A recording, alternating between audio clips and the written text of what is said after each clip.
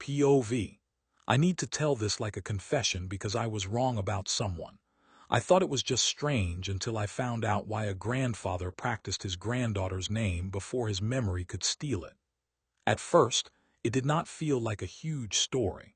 It felt like one weird detail in a normal life, the kind of thing people notice for 2 seconds and then forget because they have their own problems. But some details are not random. Some details are little doors, and once you open them, you realize somebody has been carrying pain in plain sight.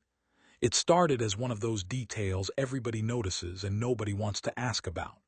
People would whisper, make guesses, then move on because asking the real question felt too personal. That is why this hit so hard. Nobody was trying to make a scene. Nobody was trying to go viral. The sadness was quiet, which almost made it worse. Loud sadness asks for help. Quiet sadness learns how to sit at the table, answer texts, pay bills, and smile at the exact right time so nobody gets suspicious. There was always one physical thing in the middle of it, small enough to hold and heavy enough to ruin the room. That was the thing everyone missed. It looked ordinary until the truth came out.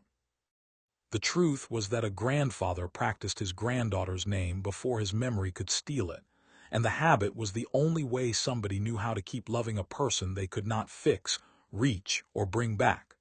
Once I understood that, the whole memory changed. The awkward pauses made sense. The strange routine made sense. Even the moments I used to judge started feeling like evidence that I had not been paying attention. Then came the part I keep replaying. Once the truth came out, every joke people had made felt cruel.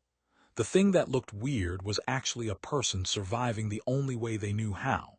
There is a specific kind of guilt that hits when you realize someone was not being dramatic, annoying, or weird. They were surviving.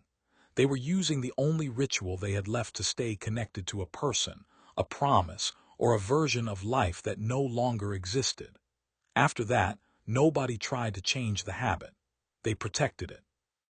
Sometimes the kindest thing you can do is stop asking someone to grieve in a way that looks normal, and that is why I keep thinking about it. The saddest stories are not always the ones with a giant twist. Sometimes they are the ones where a normal object turns into a memorial, a routine turns into an apology, and one person finally sees what another person has been trying not to say. Comment what you would have done if you found out this was the truth.